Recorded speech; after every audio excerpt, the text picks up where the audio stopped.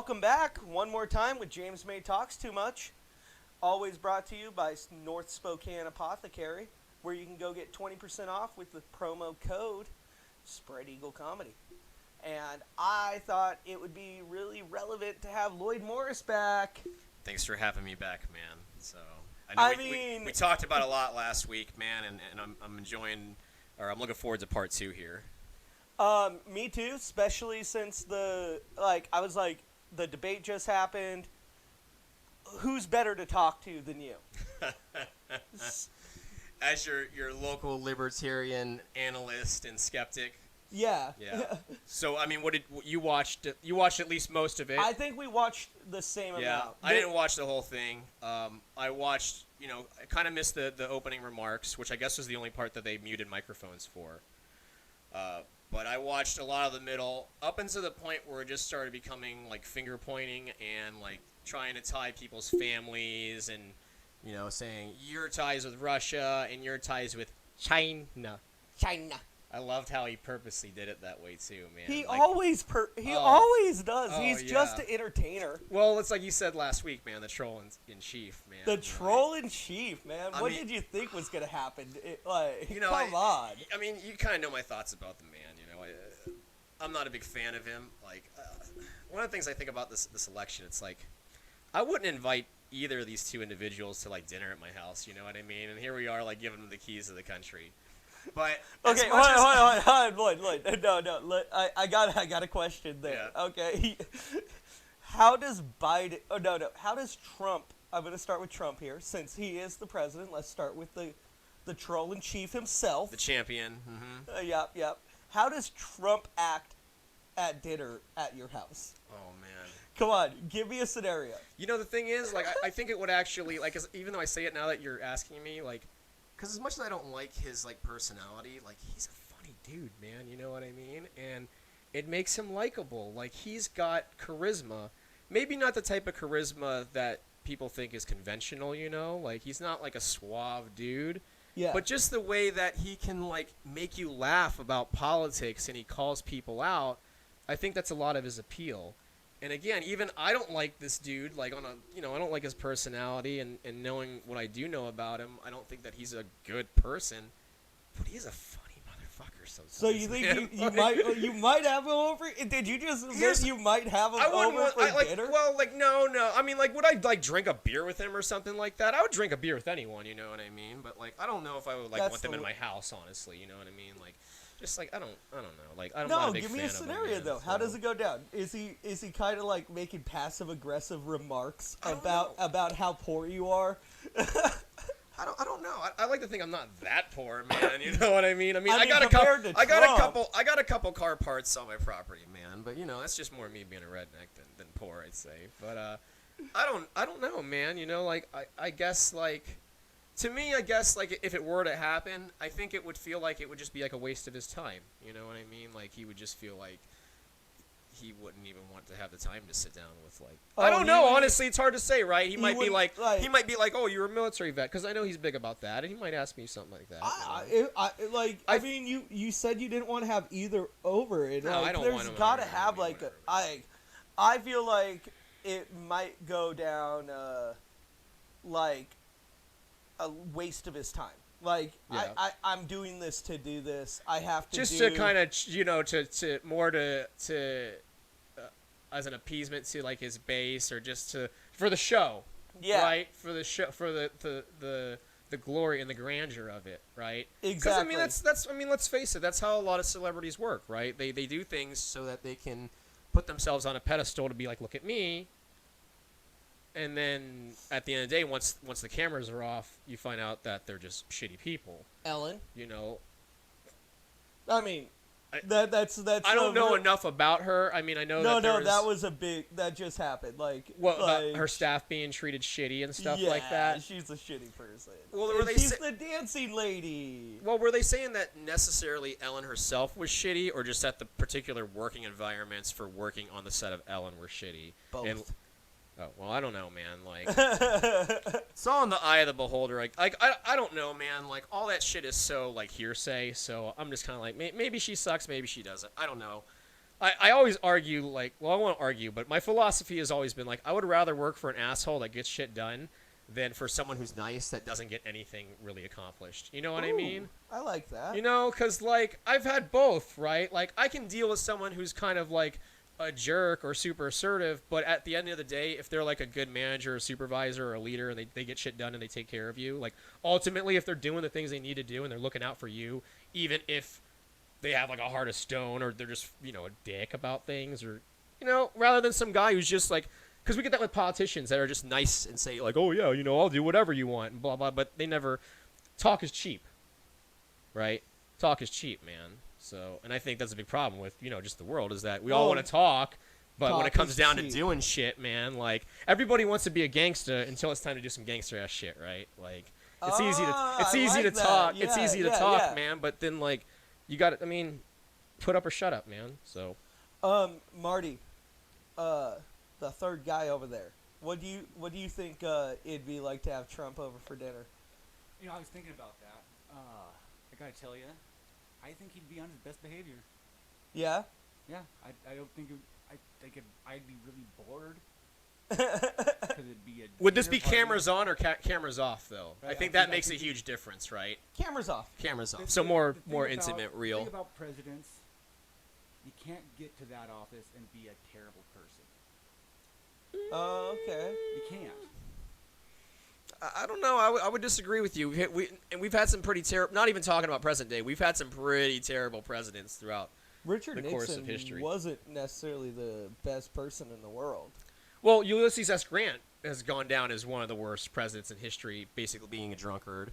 You know, just his whole administration was just nothing but like his buddies and just, you know, it was just like a good old boys club. Yeah. You know, and he was the freaking general. You know, the top dog general for the Northern Army in you know, the Civil War. So you know, he was the hero, right? He had and so it was like, let's put this man in charge, and he would turn out to be a total shitbag. But So. you know what, man? I think Marty's a bit right there, though. I think Trump would be on his best behavior, like just because he cares about what people think so much. Like that's how much of a narcissist he is. Like I think you're right, Marty. I think he would be on his best behavior. Probably be the funniest that he could fucking be. Not sorry, I cursed. But the thing for me is like when I bring up that scenario, it's more like none of these men are not to me like on a moral level. Like I don't want to like associate with them. Like I wouldn't invite them over to my house in the first place. You know, like when you know shitty people in your life, you work for a shitty guy or something. You know, it's like or some you know like I work. With, I get what you mean. You know, like let's say you got a buddy, but he's like or whatever associate, and he's a fucking racist asshole. Like. He might be fun to hang around with, but I'm not going to invite him to my house. You know what I mean? Because he's a racist asshole, right? Like, it's one of those things where it's like, I just think that if we're gonna have, if the presidency is a seat where it's supposed to be like, this is our shining example of the best American that we can put up there.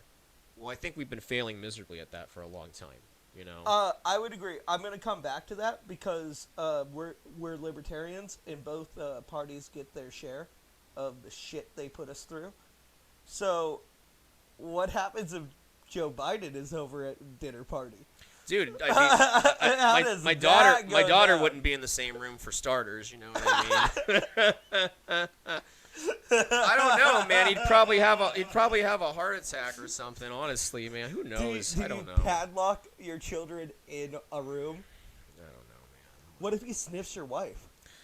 Oh, dude, seriously?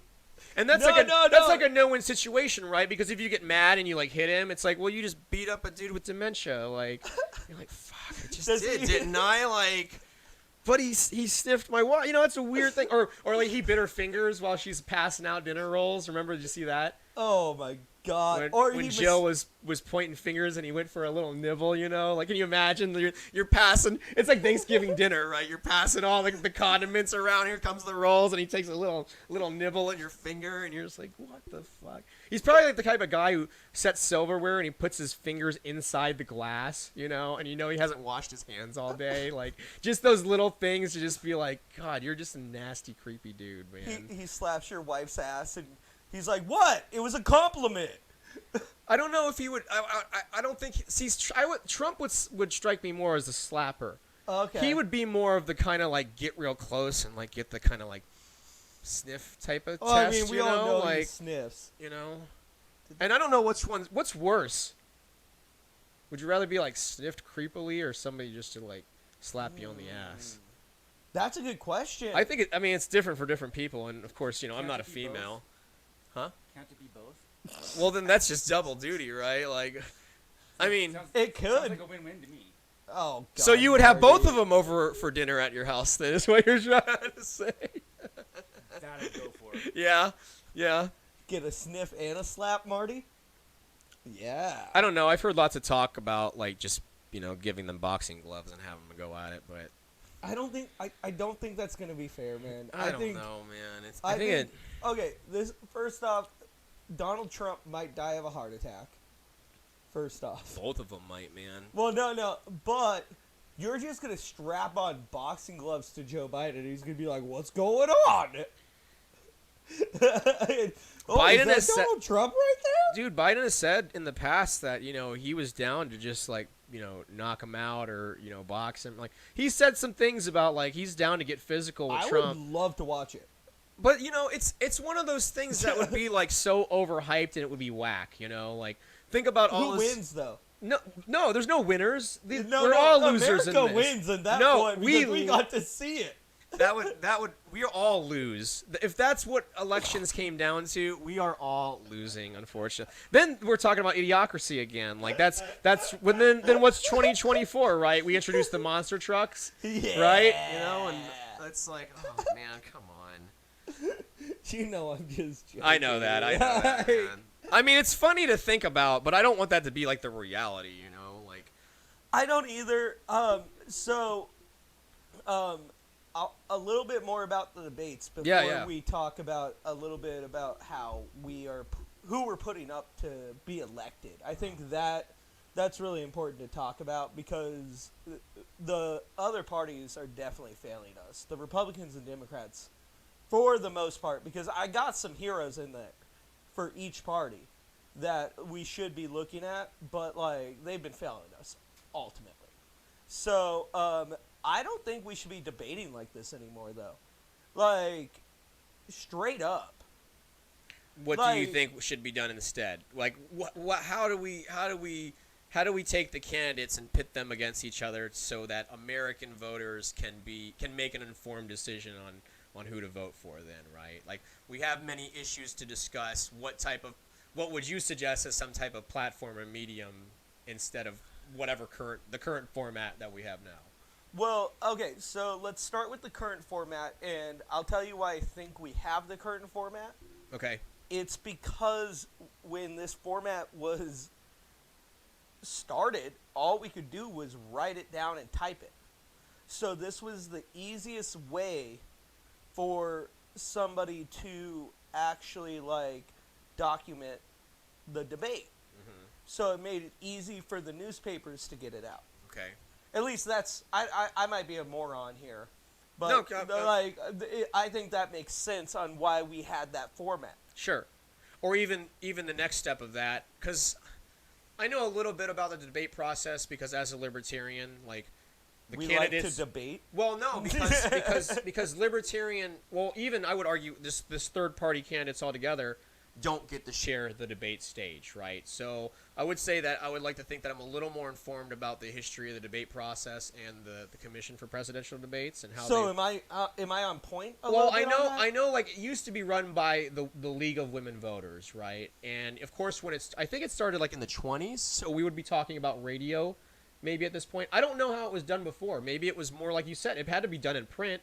Because everything was a little different, right? Like, even the Electoral College didn't exist initially when the U.S. was formed, right? So how did our candidates even get their message heard, right? Like, even given, like, you had to make it you had some type of print type of deal. Sure. So, well, yeah, and okay. I think, I know this is how we used to do it still. Sure. Like, before we even had radio. Okay. Like as far as having a moderator and just having questions and they should answer each thing. And yeah. It's a pastime. Am I Marty? You look like you got. I got a thought. Okay, what's the thought? I think we should definitely change the way we do debates. We should keep them the way they are, as well, as for nostalgia. Should we have more then? But I think when we started doing debates this way, it was exactly like you're saying. So it could be written down quickly.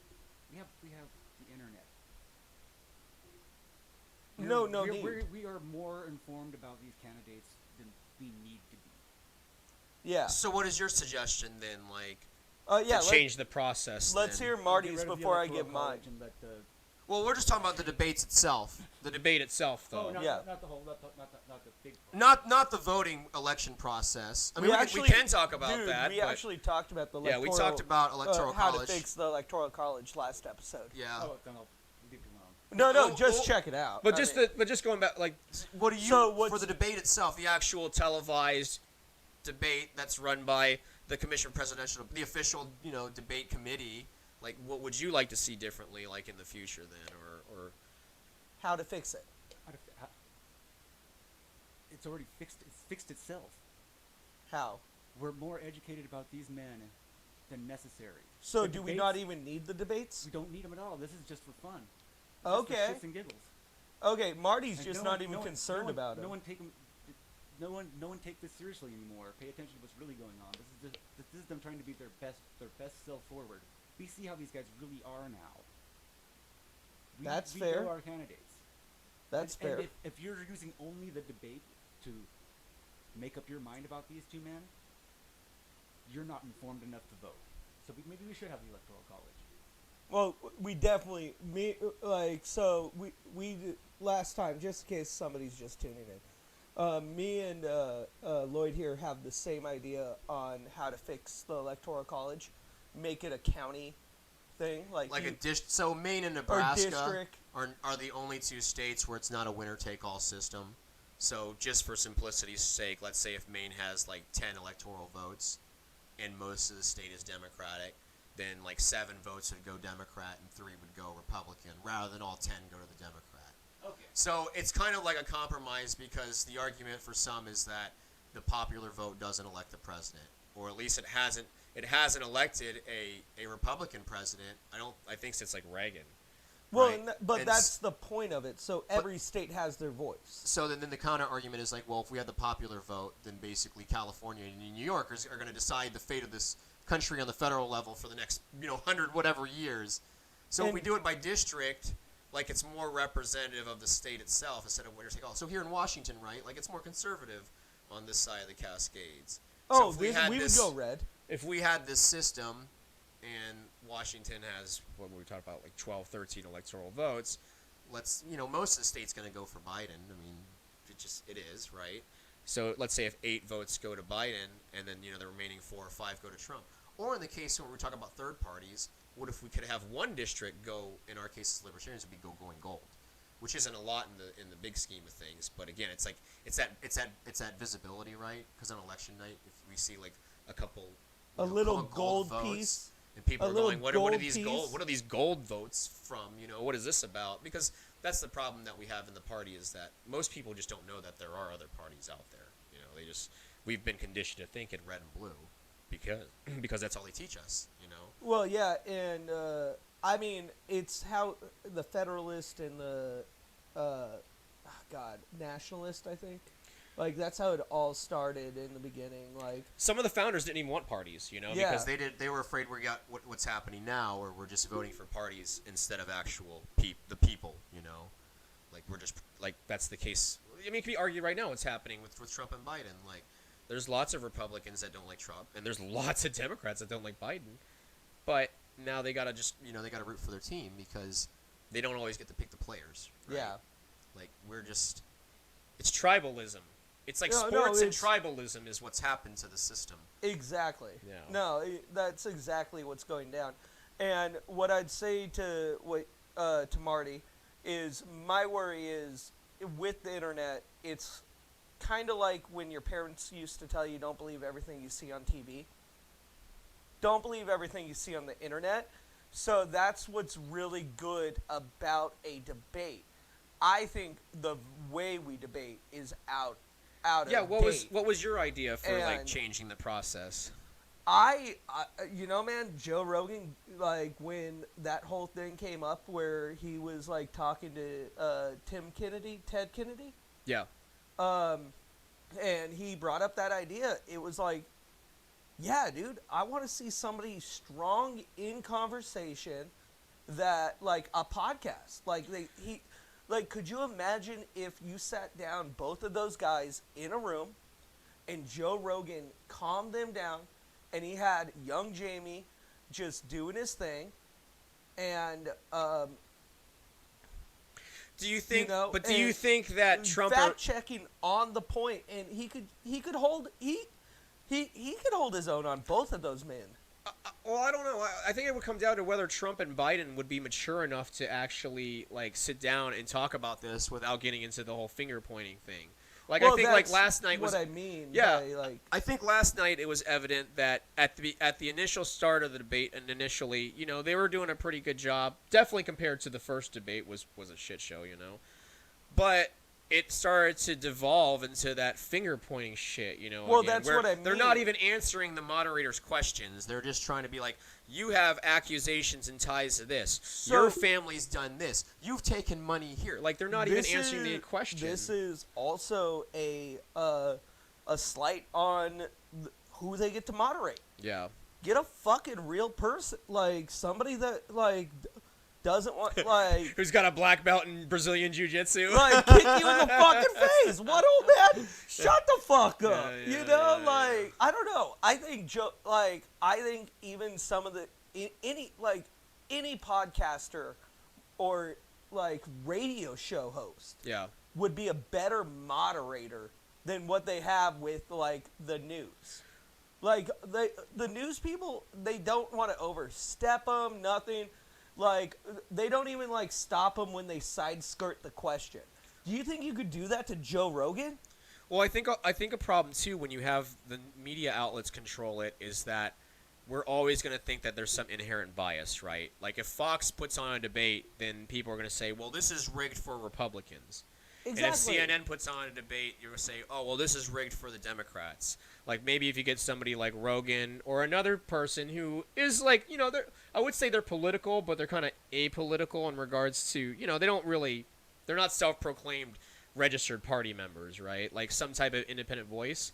Maybe what I would like to see is like, I know this year's been weird because of COVID, because we're only getting 2 debates, I think, and that's it. Because Trump got COVID and they were supposed to have 3 and everything. Yeah, but whatever. maybe like have like one traditional debate, like the same way we've been doing it, and then another one, say like moderated by Rogan or something else, Yeah. and then another one with other candidates up there like Joe Jorgensen and Howie Hawkins from the Green Party. You know, like why not have a variety of different ones instead of just like this same format but just in different colors because it's on a different station now, right? Yeah. Like I think that's something to be fixed here. Like, Or what if? How about I just don't like how it's done. Like, the moderator never questions the answer. Like, they seem like such a robot. Like, they don't even know anything. Yeah, it seems they like. kind of gotta abide by a script. You know what I mean? Like, because they have to ask specific questions. But I don't. That's not what I want to see. Fuck that. Well, what about even with today's technology? Why not even have where like we can ask questions live? Like, you know, They've done that. Yeah, They've sure. done that in the past. Yeah. Well, I'm saying why can't maybe that be a thing going forward too? You know. Yeah, but like, but I get to talk back after you side skirted my question, because listen, Yeah. that's the main thing that I'm pissed off that we need to fix is the side skirts where you're not even answering the real question. So it's like, how do you lasso them back in to stay on topic without, you know, They've been just able dodging these bullets that are being thrown their way, right? Yeah, they just skirting. Yeah, I don't know, man. Like it's hard. That's I mean, because we could say that about every politician throughout at least our lifetimes, right? That's the problem with them. They've mastered the craft of not skirt. answering the question, I'm man. just gonna You call know, it the like skirt. yeah, for sure. It's and there's an art to it, right? yeah, it's hard. How do you keep them accountable and on point? Because even in these debates, right? Sometimes they ask the same question over and over because they still don't answer it, and they still just all around it. Point here, and we're going all around this motherfucker, right? Like, how do you feel about immigration? So. Well, the economy China is going really well right now. Yeah. Who built the cages? Who's enforcing the law? Yeah. It's, Okay. Last thing about the debate. All right. I wanted to get to this because I keep on looking at it on the screen. Oh here. yes, yeah. It's our favorite moment. Marty, will you read the headline of the article for us? Abraham Lincoln here. Joe Biden jabs Donald Trump for comparing himself to the 16th president during debate exchange. All right. So, we're gonna watch this real quick, and you didn't say that into the microphone at all, Marty. I bet you heard me. Okay. And we're gonna all react and see if it was an actual gaffe, or I know. I think I heard it, but it was kind of like one of those things where I wasn't 100% focused at it at the time. Is it actually good ass like cleverness? Real quick. I don't know. Like, all right, play it up, Marty.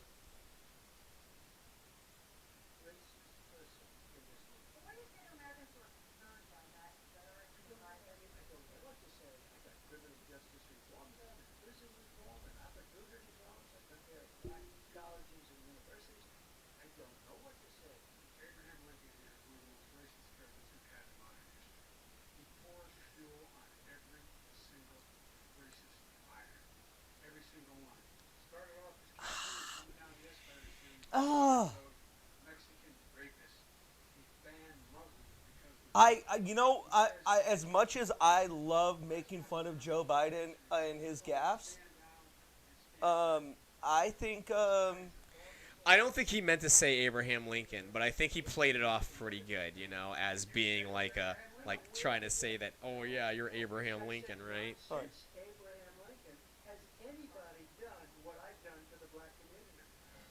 Okay, and that's then, a pretty bold statement too, man. Oh I mean? no, there was some bold ass statements in. Trump's good at hyping himself up, that's for sure. Like, that was a bold statement, but I honestly, if I'm gonna be fair, I think. You think it was more of just a sarcastic, it Yeah. wasn't more like, oh, Joe's dementia setting in, And I'm like the first person to call out Joe's dementia. Yeah, I think I'm gonna have to give that one to Joe. What do you think, Marty? I think it was a poor attempt at a bad joke. I think so too. I think that's Part of me thinks it may have been kind of like a slip up, But again, it's like you said, like he's obviously replying to something that Trump had said previously, but I don't know. It didn't really have that yeah, okay, Abraham. You know what I mean? Like, it almost makes me feel like he said it, but he just rolled with it. Oh, but I don't know, man. Who gives? It's all semantics at this point, really. Almost like he's a bad actor reading a script, isn't it? I don't know, man. It's hard it's really hard to tell with Joe because he says so many weird things. One of my favorite is when he called that guy fat. Listen here, fat. Did you see that one? Oh, listen here, fat. Yeah. Like, who says that? No, man? but I'm always the first person to like call out like Joe Biden's dementia because it is hilarious what they're.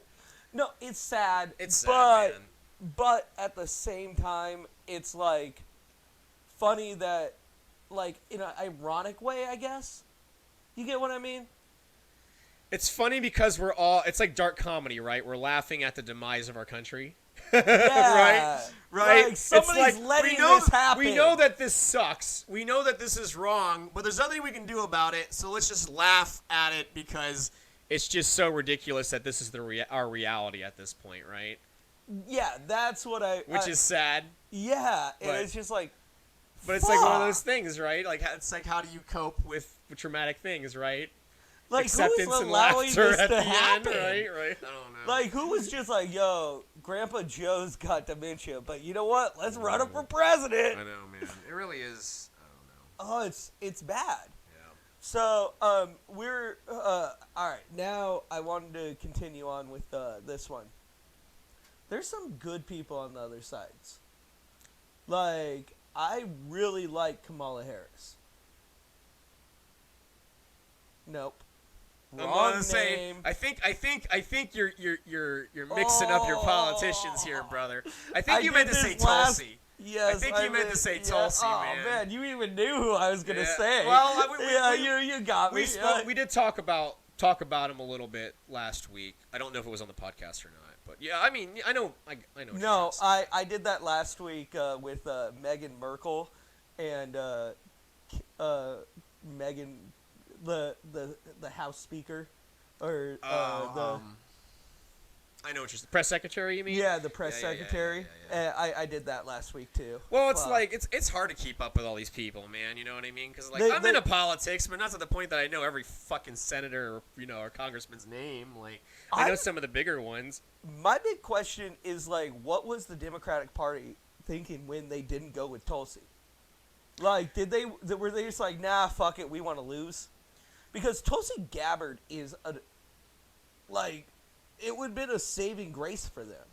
So Tulsi had like certain qualities, right? Like she was, I think at the time when she was in the primaries, she was still active duty or in the guard, one or the other. I don't know if she's still in or not anymore. She's in the guard. Well, either way, she's got military background, and she's smart and articulate, and she's not a bad looking woman either, which of course helps. I mean, let's just face it, right? Let's be real. I mean, fair. Especially in politics, it's a shitty game. You know what I mean? Like, it's really hard on women. Let's face it. Like, if you're a good-looking woman, you're gonna probably get more votes or screen time or whatever. House of Cards is real. Yeah, absolutely. No, I mean, as for her, because she, being in the military too, and me being a vet also, like, I kind of liked her stance on the foreign policy thing. It was a very libertarian stance of like, hey, we are spending a shit ton of money on these wars, and we've been there for a long time, and is it really in America's best interests? I will disagree with her, again, because I'm a gun guy, and she's, she wants like an assault weapons ban and stuff like that, but.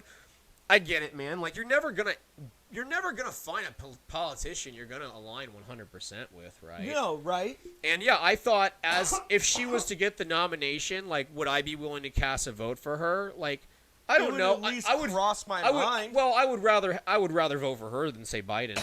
But the thing is, like, it's all. I think what people are realizing with the DNC, the Democratic National Committee, is that the game is rigged. And we've seen it now twice. Because we saw it in 2016 with Bernie. Well, Bernie. Because Bernie, and again, in this year with Bernie. Because he had a huge following both times, man. And if you ask me, I think the DNC is afraid. I think they're afraid to put up anyone who is more in touch with these younger voters, right? Because people like Bernie, they want some form of social, or they want more socialism programs, right? To benefit, the regular American. They want things like universal health care and maybe some type of college, reimbursement or whatever. You get a couple years of college free or even tuition reimbursement, right? I can understand that. I can empathize with those positions, right? But I think the DNC is afraid that if they go that route, let's say if Bernie was to get the nomination, that they would basically become the socialist party. And I think they're afraid of that because at the end of the day, the DNC is backed by huge banks. That's why we're getting Biden this year, because they want an establishment Democrat. They want a politician that's going to work in the interests of all these huge businesses, like these huge banks again. We talked about it last week with Hillary being, with Wall Street banks backing Hillary's campaign 4 years ago. It's really no different this year either. Well, they don't want the powers that be aren't going to give up their power and money. They're not going to advocate for a candidate that's going to do that, right? They want somebody they can control. And and I think that's why because there's also a thing where Tulsi just didn't poll quite well enough in like the 4 polls that actually matter to get into the next round of debates. And all those polls are horseshit anyways. Yeah, right. They're all horseshit. All horseshit. I don't even know why we even talk about them anymore. Because after 4 years ago, like, every poll had Hillary winning by a landslide. Every single one of them, man. All Newsweek, Time Magazine, they had freaking magazines ready to go with Hillary's photo on the front cover, man. And look what happened. I knew she wasn't going to win, but every poll... I'll tell you real quick, sorry, I didn't mean to cut you off. No, you're good, man. Right. In political science class, we talked, this is one of the lessons that I really remember growing up. Or not growing up. I was fucking 20. You're still growing up, brother. We all are. We think we're adults, We're just all still kids just trying to make it. This was like one of the lessons when I was going to college that I really remembered. The polls actually have influence because it does do that herd mentality. Oh, yeah. So 100%. That is the purpose of a lot of these polls, because these polls are conducted by people that have interest in it. 100%. And then, therefore, if you access that herd mentality, then...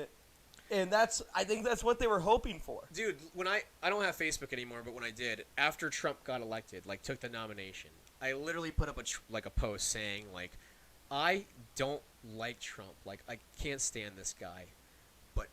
Fuck you, mainstream media. You guys are so full of shit about, who's going to win and who's going to take it and all this shit. I just had, the biggest shit-eating grin because they had to eat everything that they were saying, Because they hyped up the Hillary train so much, man. And I knew, I was like, this is horseshit. I knew it right down into my bones, man, Trump was going to win. And they're doing the same, and as far as I'm concerned, they're doing it again this year. They're doing the same thing. They got every poll, they got Biden leading. But when you look at these rallies, man, dude, these Trump rallies are crazy, man. Nobody wants to feel stupid for their beliefs. Well, sure. So when you actually, demean somebody, they'll go into a hole. And that's also why freedom of speech is so important, and not to shame somebody on their thoughts. Because that's how you get secret white supremacists all around fucking everywhere. Because, they go into their hole, and you actually don't know that they're there. In this case, it's not that bad, but let the fucking racists say what they want, man. It just means I know that I need to stay away from you. Well, yeah, but if a racist person comes out and say what they really want to believe, especially in this day and age, they'll get doxxed or lose their job and all this other shit. I don't think that they need to do that, but it's going to be a very easy way for me not to hang out with you. You know what I thought? I know this is kind of off topic, but it's funny, so I want to bring it up, right? And I think it's true. I'll have to fact check. Maybe you can check. Somewhere around Atlanta, there was this property that was owned by this white supremacist family, right? These white supremacist, white nationalists, whatever. And I guess, they were just being putting up racist shit around their property and stuff, which, is their right to do. If it's their private property, they want to I don't like it. Of course, right? It's again that double. Does anybody want to see swastikas and shit in your neighbor? No. But anyways, I thought it was interesting how they kind of handled this, right? Because you can't just arrest these people for expressing. Again, talking about the race. You would rather them just be openly racist than hidden. I think right around Atlanta. I took a photo of it. It was Atlanta, Georgia. Atlanta, Georgia. And so the city put out this memo. The police did, saying this family has all these ties to white supremacists or whatever, and they even put up a map of their property, and they wrote please, and their address, and they were like, please do not go here and dump trash and waste all over, basically saying they were giving them the tools for the community to just dump on their shit, you know what I mean? While simultaneously being hey, please stop doing this to these people. It was kind of an interesting solution to it, right? Because it's we don't want these racist assholes in our community, but here's a way the community knows where they're at, and they can live their life but we can make it also really shitty for them by just being total dicks to them and dumping trash and stuff all over their property for as long as they live there, right? Because the way that the police wrote the memo, it was like, please stop doing this. But again, it's like, here are the directions to their house, and here's their names and address. Here's a map as well to show, like, this is the buildings that they own. It was awesome, man. You know, I don't like doxing, but, like, when there's a fucking someone that needs it, that's it. Like, you know, like, I don't like it, like, people like that at all. Yeah. But, like, that's also a really, like, civil way, honestly, to help change somebody's dumbass thoughts. I mean, it's kind of, I don't know if we're really, so, like, those property owners, are they going to stop being, like, white supremacist assholes because people are jumping crap all their property? Probably not. You know, they might even be more. But I guess it's a way to let, you know, the rest of the community can, like, at least dump on them and be like, you know, give them, that's a way for them to give them the middle finger or something. I don't know. I thought it was a funny way of, like, I like it. Kind of just, like it. I like it. Like, you know, like a small town just policing their own, you know? Yeah. Like an old Western kind of deal where it's like, oh, we got this asshole, we're just going to string him up and, you know, we're going to tar and feather them or whatever, you know? There's lots of examples throughout U.S. history of us humiliating people for, you know, going against the grain or whatever. I really do like that game plan right there. Yeah. Like, that's a solid ass game plan. Yeah. What did you find there, Marty? Nothing yet. Atlanta's. It was like I like that though. It was like a memo or something. I'll have to find it and maybe we can post it on the video or something, man. But I wanted to talk about, like, all right, so you think Donald Trump's gonna win, correct? Actually, you know, I do too. I think he's gonna win, dude. Literally yesterday, I was looking on ways to bet money on the election, and there used to be a university that actually you could bet up to $100 on the candidate, and I was gonna do it 4 years ago because again, I was like, Trump's gonna win, and my wife was like, no, you can't do it, and I can't find it anymore, man. I spent like an hour trying to find this website, this university. I don't know if they don't do it anymore because I guess technically it's illegal to vote on elections. But there's, I can see how that is not a good thing. Like you can't go to Vegas, right, and bet on those odds. But there's, I guess online you can, because I don't know enough about online gambling and the ways to circumvent the systems. If you saw like the numbers on like the win ratio, it's got Trump winning, man. Then no, but then that means you have incentive to also just make sure to vote for who's going to win you money. And that's not good for election. Oh, yeah. Well, I mean, some of that argument is, too, like people are keeping their eyes on the stock market, right? Because they're like, well, shit, you know, they're thinking that 4 years ago when Trump won, the stock market went, you know, it's kind of the same thing, right? Like, if you know, have shares of companies, you obviously want to get your investment back. You want to see stock prices go up. Certainly, you want to see a president that's going to facilitate that. I mean, yeah, it's not like you're not doing it directly with a bookie or whatever. But I don't know. I couldn't find the website either way. I was kind of bummed. But yeah, I think Trump's going to win it, man. Like I don't. There's no doubt in my mind, honestly. I actually think that it's going to end up going Trump. Yeah. Just based on the fact that he's playing the Electoral College, not the popular vote, which is the rules. So play your game. Yeah. And don't hate the player, hate the game, right? But and we talked a little bit earlier, we figured out how to fix the Electoral College. Give us a call. Yeah, right. We'll fix it for you. Absolutely. But we got it, man. We got the solution. So we know who's gonna. It's either this or that this year. 2024. I really hope Dan Crenshaw runs. Yeah. Yeah. Former Navy SEAL from Texas. Yeah, I'm not a big fan of him, man. To be honest with you. I think the only problem that I have is his thoughts on drugs. Okay. But I might not know some things that you know, or something. Like he just seems like an outstanding guy that just wants to do right.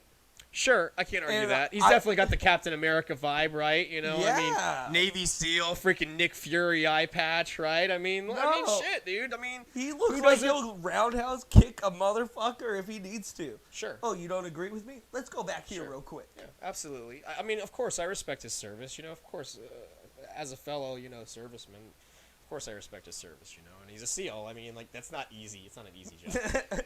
He's seen some shit. My problem with him, man, is as a gun guy, like, he does support red flag laws, if you know what those are. I know that that would be one thing I would disagree From what I understand, he helped author a bill like that there in Texas. So, like, for me, that's like a huge one. Because again, like, I'm not a single issue voter, but Second Amendment rights are a big one for me. And I don't know, lots of guys, I know lots of vets who are just like hate his guts because of that, right? Real quick, so that we don't just gloss over the red flag laws. Okay.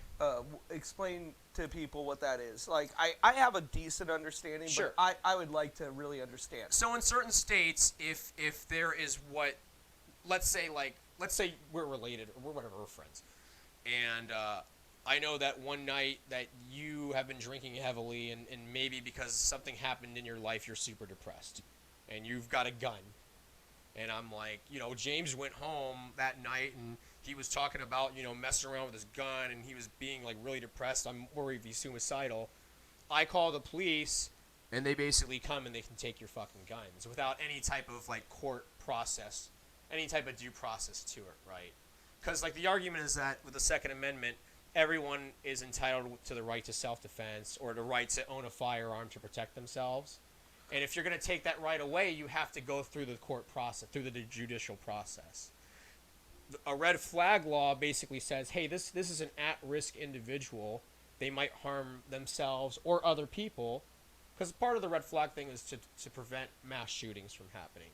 Right? Okay. If we know that, hey, this kid has been saying some crazy stuff on Facebook, and we know that his parents are shooters, or maybe he has a gun, that we can call the police and that they will automatically take those firearms away from them before they can do something, right?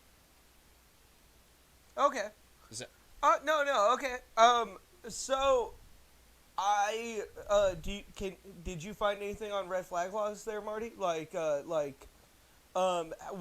want to know the period that they're allowed to hold those guns once that happens, is my main... And it probably differs from state to state, right? Because it's not every state that does it. Washington has kind of a version of it as well.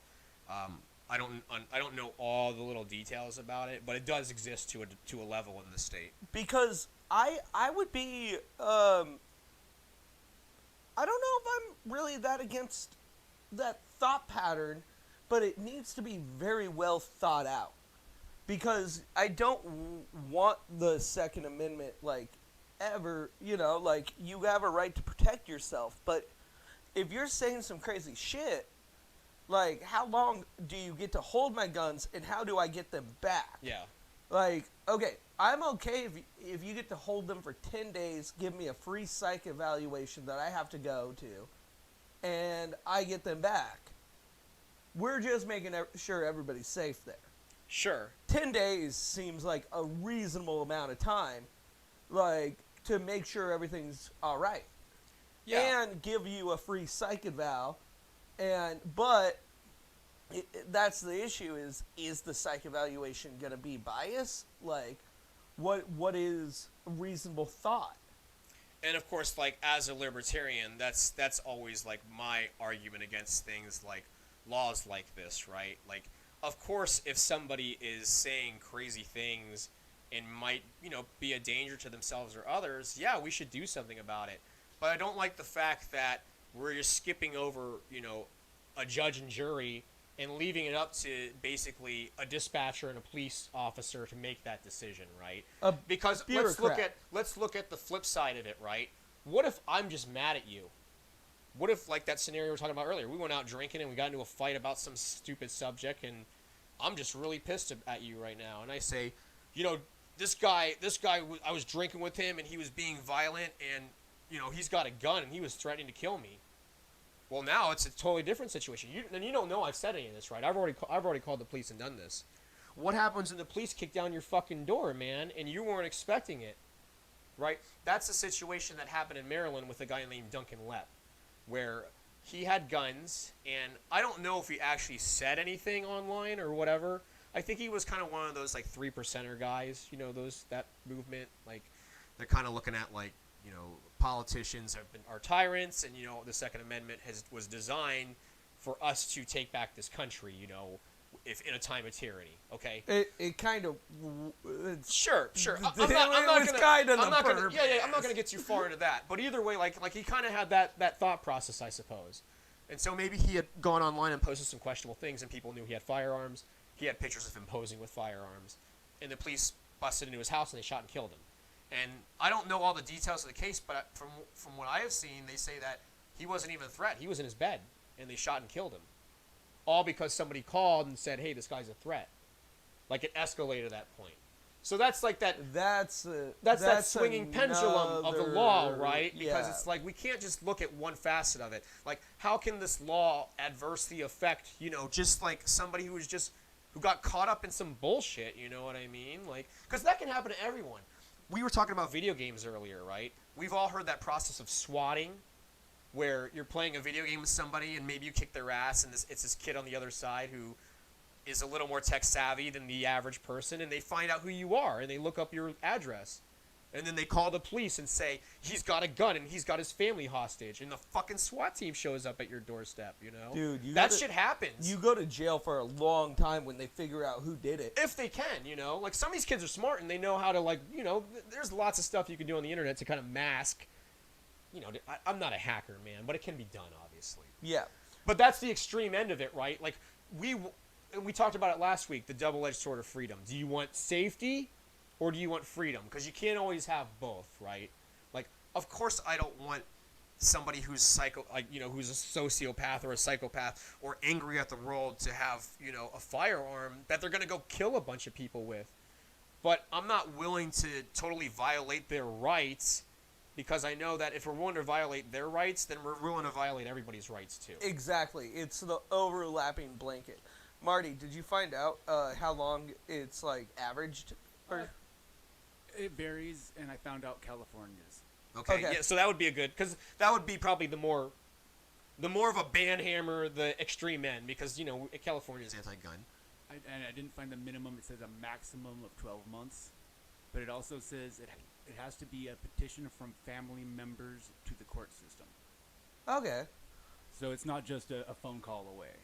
Yeah. That's a better way to do it, but I do agree with what Lloyd has to say about, you know, and I think it always gets misconstrued if it was Benjamin Franklin or Thomas Jefferson who said if you're willing to give up your freedom or for your freedom for safety, you deserve neither. You deserve neither. Yeah. And that's it. And you get we give you the tools to defend yourself, and that's basically the end of it. And you were always allowed to do that. So can I bring up one thing about talking about the red flag thing again? Mm-hmm. Like, so think of like another scenario, right, where you have a dispute with a neighbor or something, right?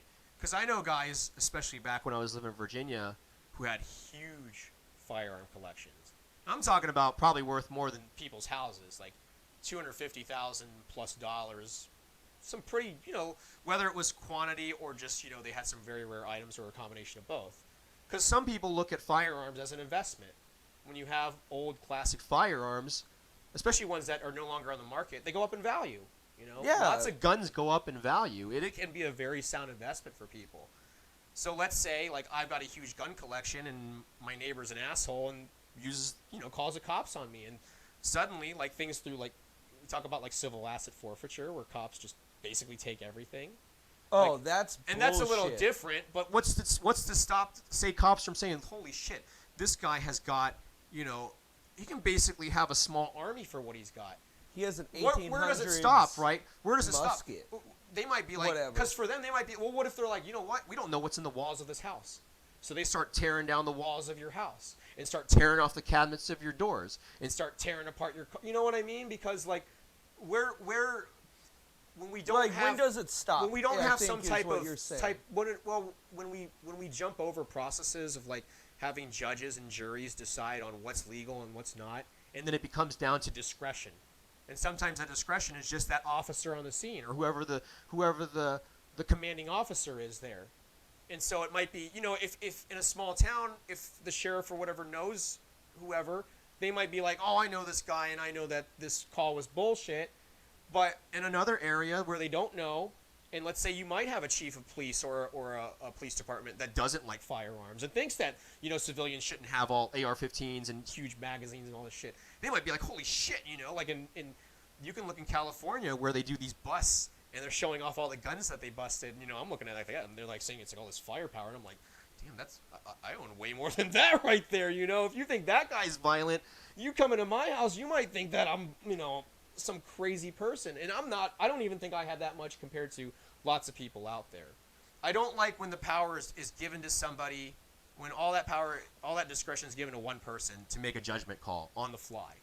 Because you can have a guy be like, yeah, this guy could be a domestic terrorist. Let's start tearing his whole pal. Like, what if this guy has spent his whole life accumulating this collection of stuff, and he just got caught up in some bullshit because somebody didn't like him, Because that does happen. I have an experience similar, but not to that extreme. Sure. I was a crazy teenager. I'm gonna keep it at that. I had every right to be questioned by an officer in this parking lot. Okay. And he decides to give me a sobriety test. And I passed the sobriety test, right? And then he asked to search my car. And I didn't feel like he had a reason to search my car after that point. Right? Like, what? You were accusing me of being drunk or intoxicated. Yeah. And he goes, okay, we're taking it. I feel like the cop was pissed because I was doing something dumb. Sure. and he wanted to nail you for something. And he knew, he knew, when you know, but you don't have enough evidence. But no, that cop got to make that decision. Like, I passed his test, it pissed him off, and, I did it arrogantly, too. Like, really, really arrogantly. Like, oh, yeah, doing this? I'm counting now, 1 foot up. When you're doing your little sobriety test and yeah. Stuff, just being a dick, like you're just wasting my time. Like, you're wasting my time, and then I was like, I'm going to use my Fifth Amendment right now, and you cannot search my car. And he just seized it. I didn't know that was a thing. What, do you mean he just stopped doing everything and just let you go on your way? He took my car and told me to get walking. Oh, like your actual vehicle? Yeah. So, because what? Because he at that point made the judgment call that you were drunk and he was impounding your car, or what? No, he just wanted to search it after I passed the sobriety test. Yeah, but if you say no and he's got no problem, he has got to have probable cause, right? The fact that I was parked in a park at 11:30 at night. That was it. And so, what? So you said he asked if he could search your vehicle, and you said no. And he did it anyways. Well, no, he was like, all right, we're gonna tow it. Oh. And we're gonna get a warrant to search your car now. Okay. How does that? So what happened then? So they did tow it, and then did they get a warrant or no? Yeah, they got the warrant. How did they get the warrant? Why were they granted? Well, I don't know how much in the story you want to get into, man, but they got the warrant. Yeah. I don't know what they said necessarily. I just know they got the warrant. Okay. They found what they found. Sure. And it just became a whole case. I was so ashamed for my mom. Disowned you? No, I'm surprised she didn't. Yeah. Fuck it. It's legal in the states that I was in and in now. Weed. So I had an ounce of weed with the scale. Oh, okay. And they found it. Yeah. So they must have had, that officer that initially stopped you. Is that it was a traffic stop then? No, it was You were me just being hanging. parked, and I looked up in my mirror, and there's a cop. You were about to leave, or what? No, I just saw the cop in the mirror. But you were in your car. Yep. I mean, but you had just got there, or you were about to leave, or what was like the scenario? Like, Just we were waiting for somebody. oh, okay. So this guy had probably been watching you then, maybe for a minute. No, I think people the neighborhood called, Oh. and so it is what it is. But I'm pretty sure that cop just got pissed because I wasn't like fucked up. Well, sure. When you're dealing with authority figure, like if you give them a hard time, do you think that they're gonna make your life easier or harder, right? Right. It's one of those things about like the procedure of like what to do and not to do when you get pulled over by a police officer, right?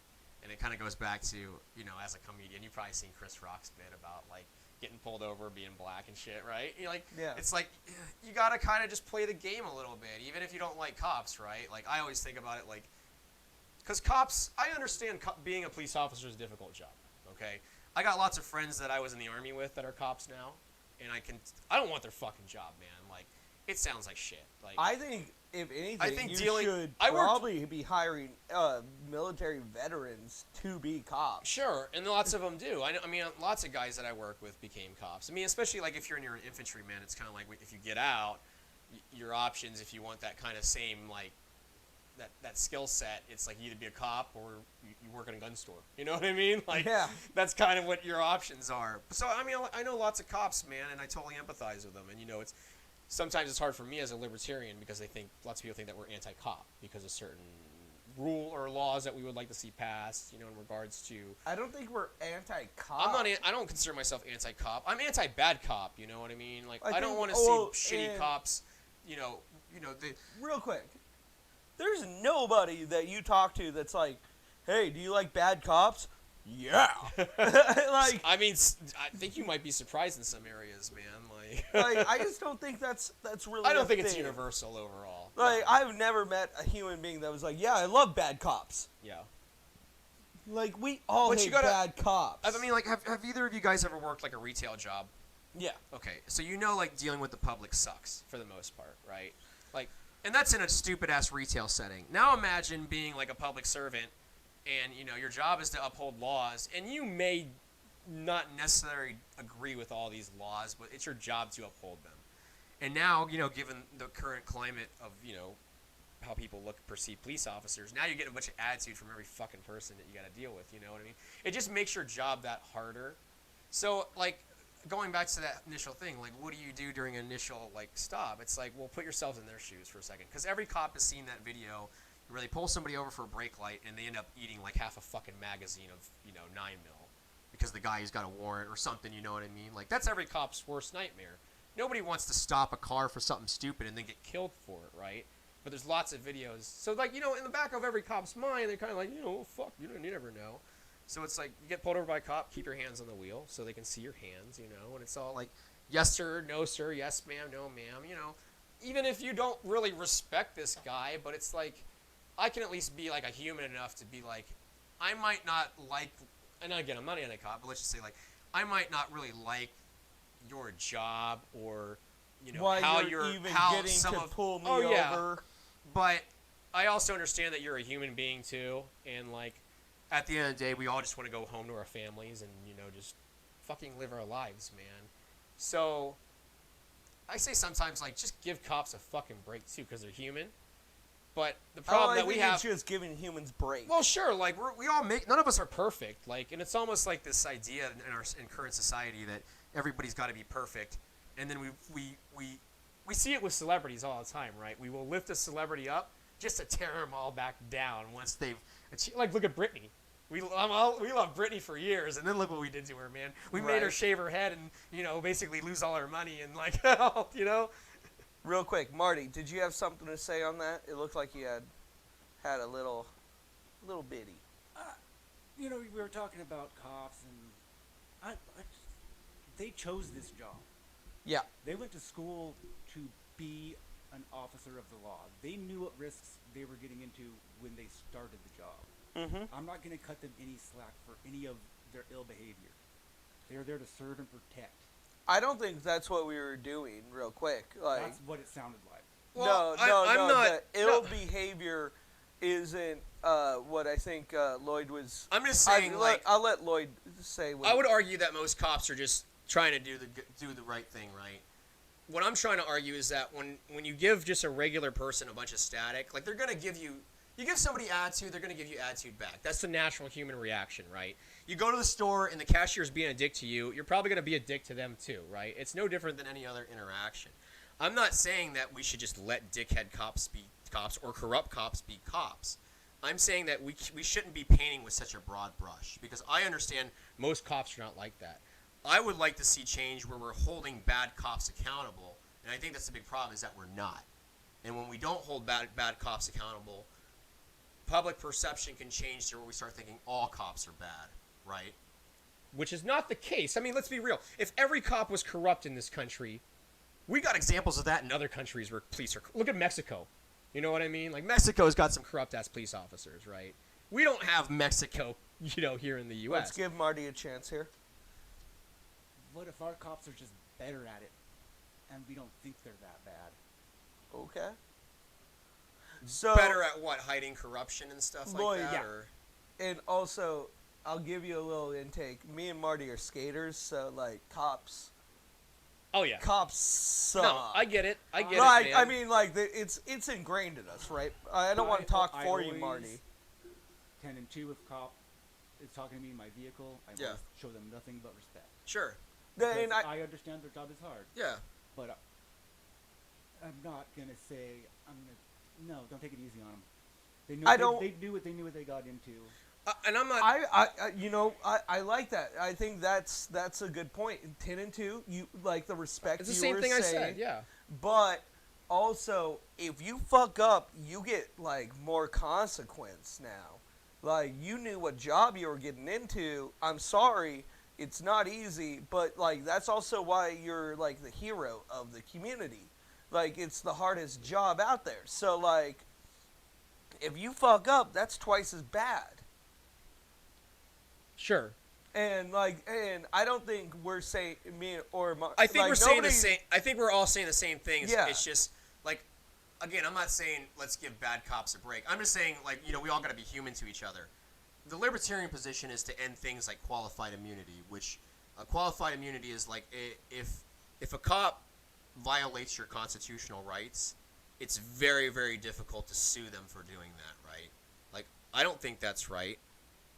And I understand that, because look, I was an infantryman, I went to Afghanistan, and I've seen what power can do to people, right? When you put people in positions of power, when you give them, a gun and power, like, it changes people, Oh, absolutely. yeah. Power corrupts, absolutely, man.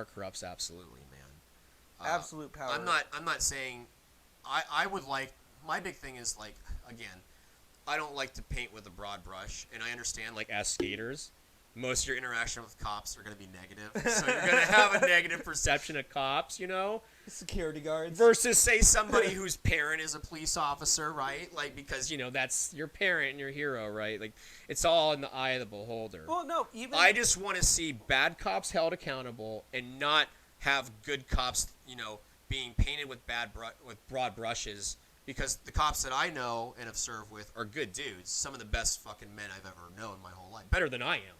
Straight up. I'll tell you that, man. And I think I was talking to somebody about this. Like, people, there's shitty people everywhere. Like, I meet them all the time. And, like, I just don't like that broad brush, personally. But, like, I will say, personally, my experience with officers is a majority of negative.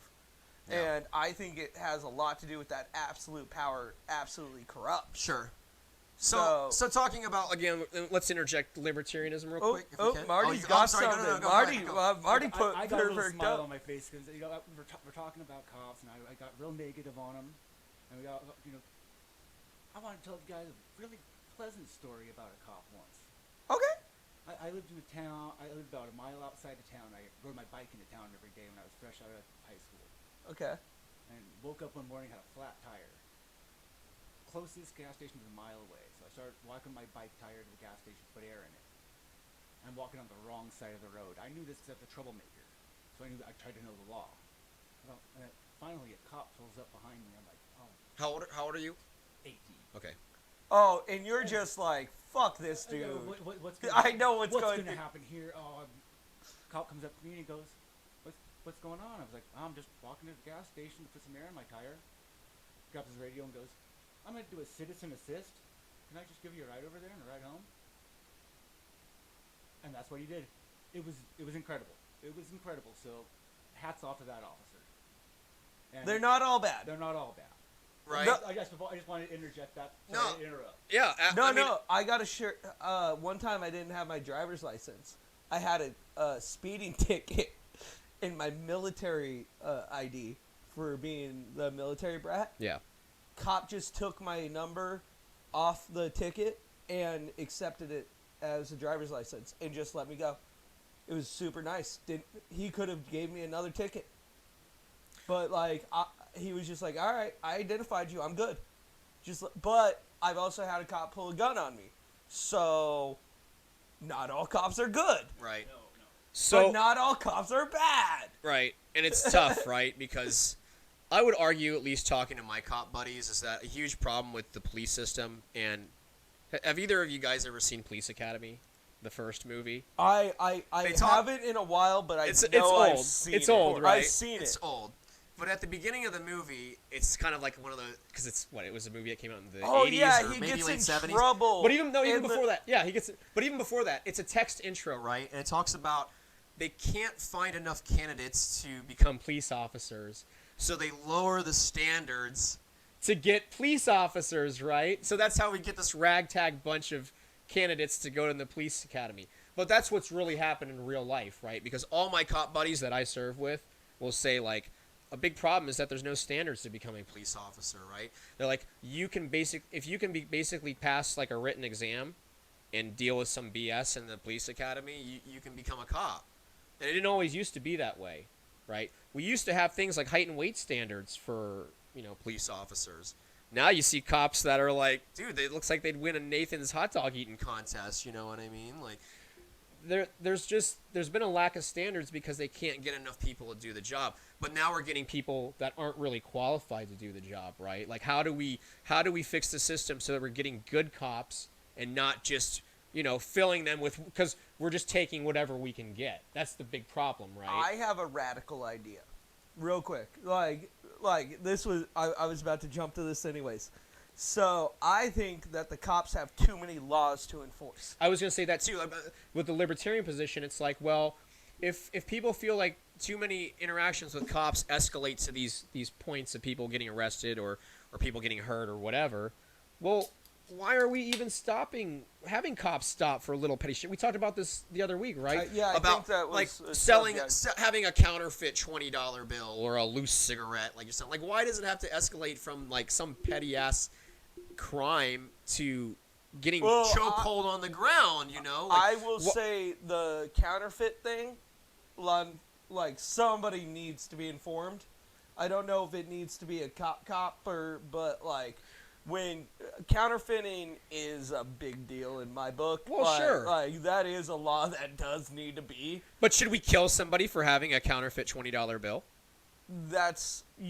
I don't know if you've seen the whole video of the whole thing. He didn't get killed for that. You're talking about George Floyd? I am.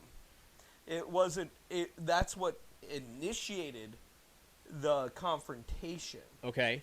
But what ensued was not the reason. Everything that ensued was not the reason for the knee.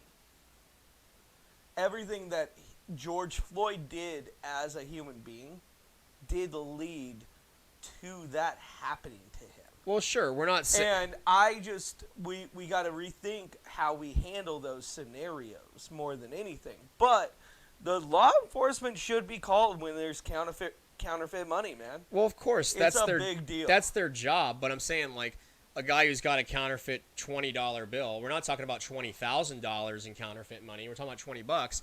Does he deserve to have his neck, a knee placed on his neck for 8 minutes for that? If this is the land of the free, are we really taking these little petty ass bullshit crimes and acting like holy shit that this is a violent criminal and we need to like restrain them in such a manner that people. You know what? That's the reform right there. They were there. They knew who he was. They had the license plate. Let him fucking go. Well, I mean, why did Let they? him go. He's not going to go do anything after that. But I even asked find him. I even asked my cop buddies, like, I don't understand. Why did they keep him on the ground for so long? You already have him detained and handcuffed. Why can't you just put him in the back of the car at this point? Well, no, that's a whole. And why would you do that right there with everybody in plain sight holding cameras on you? Like all you're doing is making it worse for yourself. Pick the man up, put him in the back of the car, and get the hell out of it. Like I would even argue let him fucking drive off. Well, when I was talking, like that would be my first argument. It's just like why? All right, it is a non-violent crime. Why did you even need to detain him if he didn't want to go? You know who he is. You got the info. But if he throws the money away, then where's the evidence, right? They have to bust you like on the spot. Well, like all of that was video evidence. Like he had. I mean, I don't. Did he already tried to spend it. Yeah. The clerk had it. Okay. They were trying to detain him. Yeah. Dude, at some point, you don't need much more than the dude trying to run away. And even if he does run away, like, you can find him. Well, you know what's crazy to me? Think about it. That's my thing. Like car chases, when people car chase like somebody that's like just like didn't want to get a ticket, I'm just like, well, there's the license plate. But like, here's a weird thing too, right? Like when we talk about this, like the crime was, what was the crime? $20, right? He bought something and he should have paid with the $20 worth. How much money do we have to spend to enforce this, right? Like having the police show up or even go to his house and after the fact, like does it cost like $20,000 in resources? Well, to basically enforce a $20 crime. I would say not enforcing that law would exponentially increase the rate of counterfeits. Yeah. Because if you knew you weren't going to get in trouble for having a counterfeit 20 every once in a while, there'd be a lot more people out there making counterfeit 20s, and then that fucks up the economy, and there's like a shit rolls downhill thing. Well, like that's what I would say about that. So sure, in the long run, going and having a cop just go pick him up tomorrow would have been what should have been done. Well, like you don't have to get the fucking catch right now. Like, I don't understand why that's so important to cops. I gotta get him.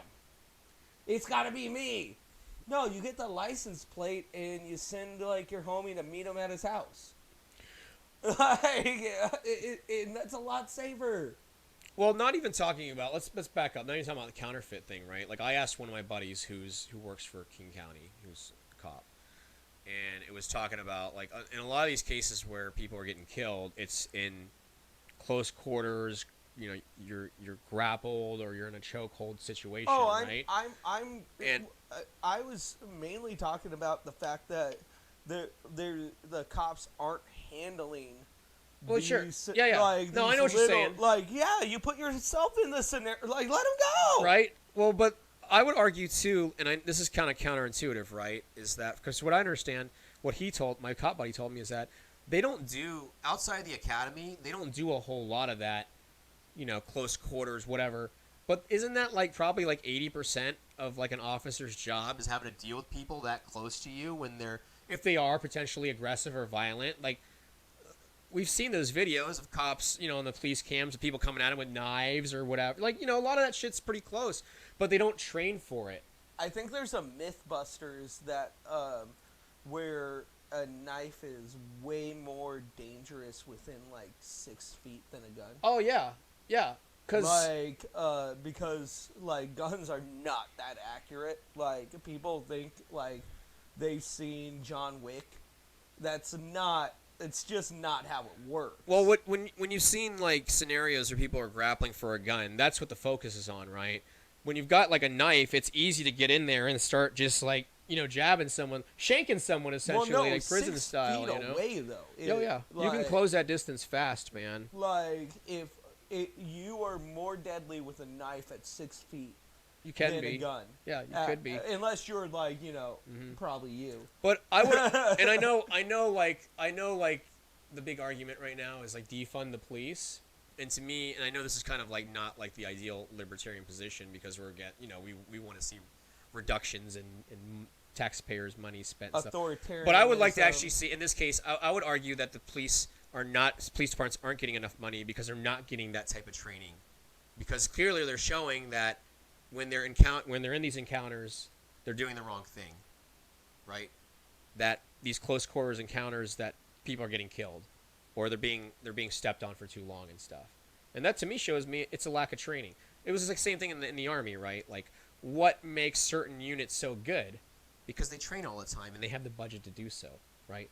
Like as an Army Ranger, like we had a shit ton of money to go and shoot thousands and thousands and thousands and thousands and thousands of rounds every day. That's going to be better than somebody who shoots 100 rounds a year, you know what I mean? Because you're training more. But what does good training require? It requires funding. And it's hard right now because we've got this whole defund the police movement. But me personally, I would argue that in some cases, I think the police are underfunded. And I think we're seeing that because the argument is that we're getting cops. We've got cops that are not trained properly, or maybe even people who shouldn't be cops.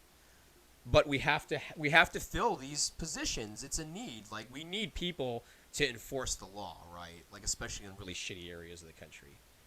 And unfortunately, we've got to the point. It's like we just have to take what we can get, and it shouldn't be that way. Like we should have all our police officers. Academy. Yeah, it should be like police officers should be. They should be studs. They shouldn't be some fat dude who's corrupt and has had this job for 20 years and you know what I mean? Like who just does the bare minimum or has this job because they have connections to the right people. Like we need cops who want to be there and serve their communities, you know. There's plenty of people like that in the military. I've worked with plenty of them, you know. So this is what I got to say with everything that you said. I want to hear Marty's thoughts on this and what I have to say after this and everything.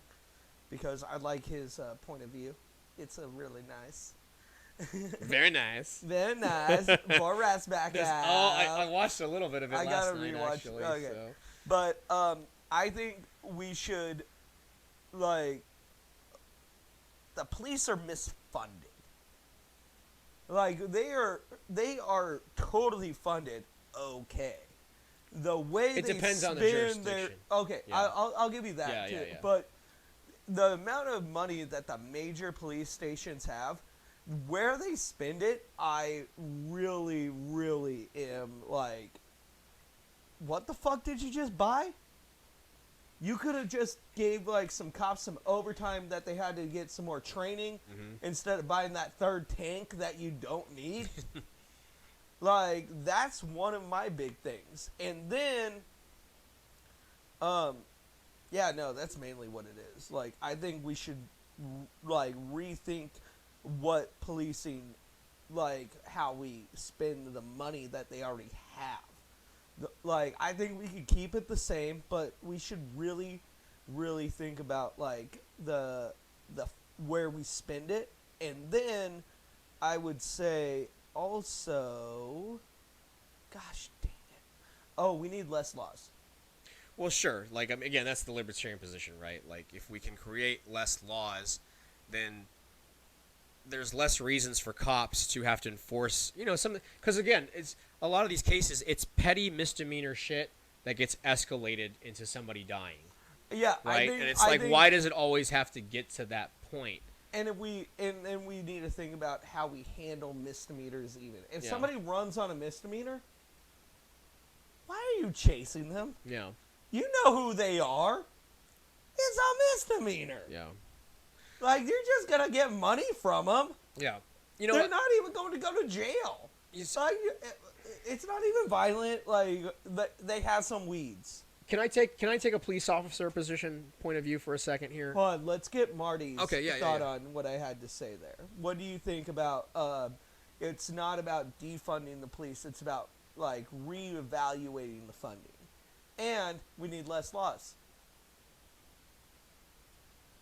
Once you start saying less laws, you have to start thinking, well, when do you stop? Sure. We don't want total anarchy. With less laws. That's the problem with less laws. Defunding the police. Well, we stop Reallocating funds, but maybe making becoming a police officer really hard. Yeah.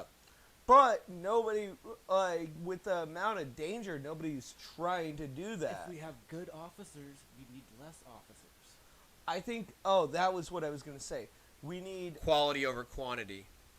No, well, that's why laws are so important in here because, or even like prison systems that we have going down, is because, like, there's incentive to arrest a lot of people for the industrial prison complex that we have in our country.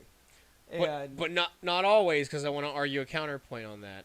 Okay, well, go for that. So I wanted to take the police officer's position here because, again, I've got friends who are cops I talk to, and they say one of the frustrating things about being a police officer is the revolving door system, right? They are tasked with arresting people, but then they're just released right back into the public again. So it's like they're tasked to, like, say you've got some homeless crazy guy, right? Like, have you seen that documentary Seattle's Dying? No. It was put on by King 5 News out there, and they talk about like the homeless crisis and the difficulties in policing it, right? Because a lot of cops' hands are tied. Like they enforce the law. Like if you got a homeless dude who's being crazy and attacking people on the street, they arrest them, take them to jail, and in like less than 8 hours, they're just let back out again. And it's become this revolving door system where we have laws, but we're not even enforcing them, right? And I don't know why that is. I don't know if it's because like the city of Seattle just doesn't give a shit anymore with the homeless people, right? Because they obviously haven't done anything about it for years. Or is the prison system too crowded and they don't have the capacity, so they're just letting people back out in the streets, right? We saw a little bit of that with COVID this year, where they had to start releasing prisoners, because of COVID and all that. So again, it kind of comes back to you, like if let's say the war on drugs imprisons a ton of people. We talked about this last week, right? Having less laws. That's kind of the argument too, right? Like if we stop, let's say, like for example, at the most simplest level, let's talk about cannabis legalization or decriminalization. We lock up a lot of people for cannabis in this country. Not here in Washington State anymore, of course. But if we were to just decriminalize it, that's one less reason for a cop to put himself in a situation that it could escalate to some innocent person dying, right? That's my thought on that, about less laws. Right. Like, and where do we stop? We get rid of any law that something that you do that doesn't bother anybody else. Like the libertarian I like that. So like the libertarian position is like, if it doesn't hurt you physically or financially, what is the crime? Right? If you smoke meth, you're my neighbor, you smoke meth. Come here, Tom. But you're not cooking it, so you're not creating that danger. Well, and let's say in a case it's legalized or decriminalized. So you're buying this meth. It's not like you're not going to OD on it. You're not doing it in front of me or my family. The neighborhood doesn't see it, you doing it. What's the crime, right? And some people are like, well, I don't want a bunch of meth heads and stuff in my neighborhoods. I'm like, well, the thing is, like, these it's already illegal. It's already illegal when people are doing meth, right? Once Steve starts robbing you, you get to call the cops. But if meth is legal, why is he robbing me, man? He can just go to the store and get it, Well, no, because he needs meth so bad. He doesn't have the funding. But then also, that's what the Second Amendment's for, because then you get to shoot Steve. Ideally, we don't shoot anyone, I mean, if Steve breaks into my apartment, he's getting shot. Isn't that how that works? Yeah, basically. I mean... It's one of the. That's how that works. I thought. Well, it depends. History class must have really fucked me. Well, if we're gonna start talking into self-defense laws and shit, it varies from state to state and situation to situation. If Steve is drunk and breaks into your house, but he's not a threat, and you see he doesn't have a weapon, but you shoot him anyways, it might be hard to argue self-defense. But if Steve comes in with a fucking machete and is swinging that thing in your direction, you might have a little more, easier time proving that, right? In Alaska, it's a shoot first. Ask questions later. No, call the cops to pick the body up. Oh, yeah. Don't even call the cops. Just let the snow pile up on them. And No, dude, don't step into somebody's property in Alaska. Yeah. And it's just not. No. It's a lot of places to bury people, right? No, you call the cops, and they're just like, all right, cool. Mm. He broke into your house. Yeah. You had every right to shoot him. Mm-hmm. Who the fuck is he? Everybody has guns up here. Yeah. So what's the assumption that you have with that human being? Yeah. If somebody's willing to break into your household while you're sleeping, you can certainly make the argument that if they knew you were home, that they were willing to do you harm. That's on them if they didn't know I was home either way. That too. Like, sucks that you broke into a home that has, like, self-defense. Well, it comes down to that argument, right? Like, the whole, because this ties into policing too. Can I hit him with a baseball bat? I mean, again, over the head rather than shooting him with a gun. Is that okay? I mean, is the question again? Is Steve? How much of a threat is Steve to you? He is somebody that just broke into my fucking house. But I don't know who it is, and I'm going to know. Well, yeah. I mean, I guess if that's the only weapon you got, and Steve's busting in, but then it's like if Steve is somebody and he has a history of drinking and breaking into houses, and if you're just tired of seeing Steve doing it for the last time, and you got all Louisville Slugger at the ready, man, It's just like, this is the third time Steve done this, and it's actually Steve just walking into the wrong house like he usually does every night. Yep. Okay, I'll give you that, but I'm not a lawyer, man. Like, we could sit there and tear apart that situation for hours, But yeah, ideally, if you have to be able to prove, it's always like the escalation of force. And I want to talk about that with police. I didn't know who was in my house. I shot him. Yeah, like, can a cop, if a cop shows up at a call and somebody's dressed in black and they're just got their hands in their pocket, can they just blast them? Like, well, what's the threat there, right? But what if they take their hands out of their pocket and they point something at you? And maybe it was a gun, maybe it was a cell phone. Like, that's why we have law, right? That's why we have a court system to try to dissect all this. So let's say it's not Steve just walking into my house. I hear a fucking door get broken in. I feel that I get to do whatever I need to do. Well, you can at that moment, certainly, no matter what. You could argue you were in fear of your life when someone kicks down your door. Like, it wasn't like Steve knocked on your door and then you opened it and then you just walked right in. Right? Yeah, no, it's the actual breaking in. Yeah. As soon as that happens, I get to do whatever I want to that human being. I don't want to say you get to do whatever you want. I mean, man. I don't get to rape him. But... Yeah, I mean, like, well, he's dead now. I can do whatever I want, Like, but I think that we need to answer Marty's where does it stop? It stops at that point. So it stops at fucking dead people. Yeah. yes. No, it stops at like bothering people. Like, when you start bothering somebody, that's when a law is necessary. That's when that's illegal. But if you're in your place, it's that litmus test again, right? Does it hurt you physically or financially?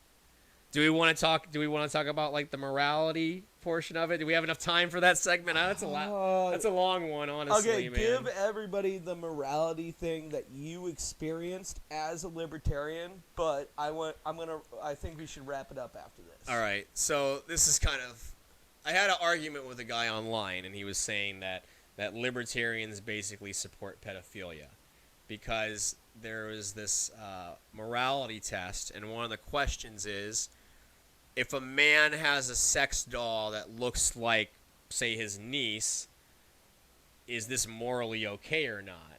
And according to this test, that the libertarian position is that it's morally fine, right? And then the next question from that, like, well, what if it's your neighbor and they have a sex doll that looks like your daughter? Is that okay, right? And again, this guy was arguing, well, all libertarians should think that's fine because who's the victim here, right? No victim, no crime. so you must be okay with it, so therefore you support pedophilia. And I'm like, I was just like, that's a reach, bro. well, that's what I was saying. Like the mental gymnastics it would require to justify that, right? Like, am I again? Like, so as a libertarian, Do I want people to own children's sex dolls? No. but then it's like the argument. Well, what's the crime then, right? Because it's like, well, how do you legislate this? Like we were talking about this earlier. Do we make a law where a sex toy business can't make, sex toys that look like children under a certain age? And what age would that be? And then all right? the loopholes, because then they would just start making midgets with no tits. Like I'm obviously dolls, I'm a libertarian, man, but yeah, I don't want to see that shit. Like I made the argument earlier, like I don't want like this stuff to become so normalized that there's billboards for underage, sex dolls out there. Come on, like I'm not that for like let's just have free laws, right? Or everything should be just freedom. Because I would argue at that point that you're harming a child. You're harming if you put billboards up. If I have billboards like that, I can argue a child's mental state. Yeah, I can argue it's harming the type of family environment that I'm trying to foster, right? Well, no, not you. Just a child's mental state. Oh, just sure. like because now you're putting on what you think is the appropriate thing. Yeah. But if you're harming a child's mental state, then you're harming somebody. But you're not projecting your own biases on anybody, because I know you're a libertarian and you don't want to do that. Let's go back to that example with the sex doll, right? Like, yeah. Of course, I don't want my neighbor to have a sex doll that looks like, a member of my family. That of course. I don't think you're going to find a single like libertarian who's going to be like, "Oh, that's totally fine," But again, it's like, how do you enforce that, right? If this dude mail orders a sex doll and it comes to his house in a box, and I don't see what he orders, and I don't know him, and I can't see him doing this, like, I don't know, right? I don't know that he has this thing. So it's like, well, how do you enforce it? Do I want laws saying, like, we have to have surveillance of people who order sex dolls and have a database to see what they look like and shit? I mean, come on, man. Go into somebody's house even. Yeah. Like, I don't want anybody in my house. Like, and that's what I was saying. Like, it's disgusting to me, but like, if I never saw it, right? And but it's also the point where the double-edged sword of freedom and safety, right? And like, yeah, man, that guy, if he had that, could get him going for your daughter. And no dad would want that. No, you're never gonna find anybody who thinks that. Let's be real here. But that's why you have a gun. And that's but that's why it comes down to that weird position. Like, how freedom loving are you? I'm that freedom loving, man. Like, he can be a sicko. That's my thing. As long as he doesn't like. If he starts bringing it over to the house party, yeah. If he's like, like, if he's what like, the fuck you doing? Yeah, bro? if he's in his driveway, like just doing, cooking burgers and banging out this. I mean, come on. But for me, it's like, as a libertarian, like, I can be morally against something, but also willing to fight for your right to do it. You know what I mean? Oh, I one time in my college classes, I made an argument of, is it prejudice to be prejudiced against prejudiced? Is this like Inception? No, my teacher did not know how to answer that question, and my whole class got pissed at me. And I was just like, but you're being prejudiced against prejudiced, so that's prejudiced. When you saw, and this is kind of like the what we were talking about last week with the anti-racist tweet you were saying, oh, right? yeah, the anti-racist. Like you are still doing it. You are literally actively pointing out that somebody's a different race, so that's racist. You shouldn't do that, period. Like, just forgetting about it is being anti-racist. But I get it. I don't want any of that to be happening. But I don't want to be prejudiced against prejudice, because then I'm a prejudiced.